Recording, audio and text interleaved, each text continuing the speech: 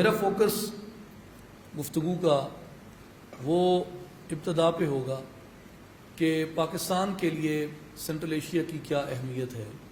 اس کے لیے میں پاکستان موومنٹ کے دو بنیادی ڈاکیومنٹس آپ کے ساتھ شیئر کرنا چاہتا ہوں، ان میں سے کوٹیشنز کہ سینٹرل ایشیا کا پاکستان کے لیے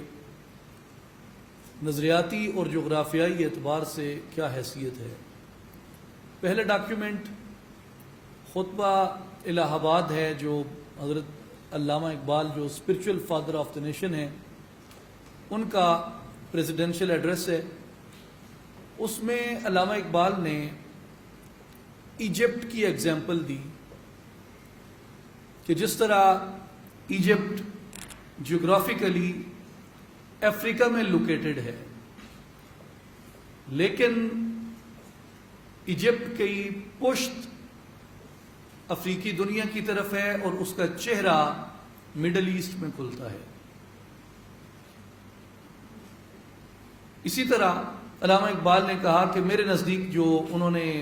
یہ سندھ، پنجاب، بلوچستان، NWFP اور اس ریجن کے اوپر انہوں نے کہا تھا کہ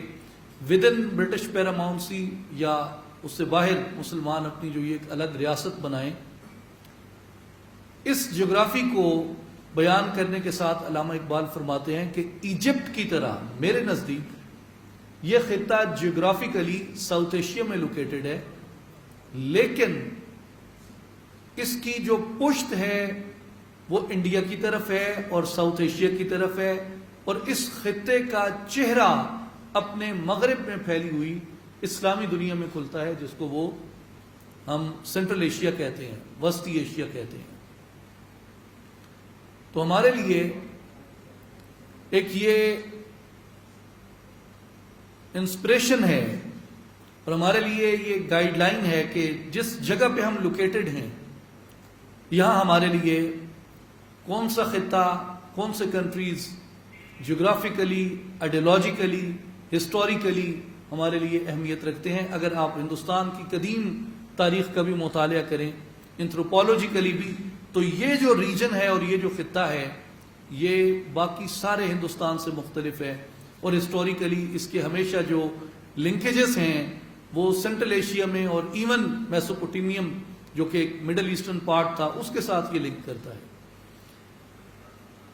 دوسرا ڈاکیومنٹ قائد اعظم محمد علی جناح کی وہ سپیچ ہے جس دن پاکستان ریزولوشن پاس ہوئی 23 مارچ 1940 کو۔ تو اس میں قائد اعظم محمد علی جناح نے اپنی طرف سے سٹیٹمنٹ نہیں دی آئی ہے، اور وہ بڑے زیرک سیاستدان تھے۔ ان کی سٹیٹمنٹ کو میں جب بھی پڑھتا ہوں تو مجھے ان کے ویژن کو، ان کی بصیرت کو اور سیاست کے اوپر ان کے تدبر کو داد دینے کو جی چاہتا ہے کہ جس طریقے سے انہوں نے اپنی آئندہ اس ریاست کے بارے میں اپنے خیالات کا اظہار کیا، اور اس میں قائد اعظم نے اپنی طرف سے سٹیٹمنٹ نہیں دی بلکہ لالا لاجپت رائے کے ایک لیٹر کو ریفر کیا، جو کہ ایک انتہا پسند ہندو لیڈر تھے اور بہت ہی ایکسٹریمسٹ نیشنلسٹ تھے، اور ان کے بہت روابط تھے، جتنی شدھی تحریک اور سنگٹھن موومنٹ اور اس طرح کی جتنی تحریکیں تھیں ان کے ساتھ، اور ان کے ایک لیڈر کو وہ خط لکھتے ہوئے یہ کہتے ہیں، اور قائد اعظم اس کو ریفر کرتے ہیں کہ یہ آج سے کئی ڈیکیڈز پہلے یہ خط لکھا گیا، جس کے اندر وہ یہ کہتے ہیں کہ اس قوم کو یعنی مسلمانوں کو اگر آپ نے کبھی بھی موقع دیا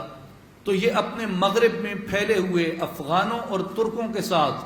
اپنے ان تاریخی تعلقات کو پھر بحال کریں گے جو ہسٹوریکلی 1000 سال تک ان کے تعلقات وہ رہے ہیں۔ اس میں قائد اعظم محمد علی جناح نے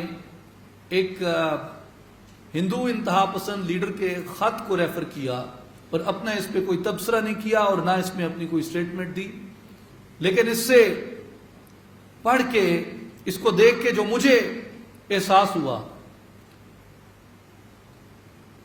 کہ ہسٹوریکلی جس وقت ہم یہاں پہ اپنا ملک حاصل کر لیں گے، ایک تاریخی حقیقت بن جائیں گے، تو ہمارے لیے سروائیو کرنے کے لیے کیا آپشنز کھلے ہیں، ہمارے لیے آگے بڑھنے کے لیے کون سے راستے کھلے ہیں۔ تو ان میں علامہ اقبال کے نزدیک بھی اور قائد اعظم محمد علی جناح کے نزدیک بھی جو ہمارے لیے ڈائریکشن ہے وہ سینٹرل ایشیا کی طرف ہے اور اپنے مغرب میں پھیلی ہوئی اس اسلامی دنیا کی طرف ہے.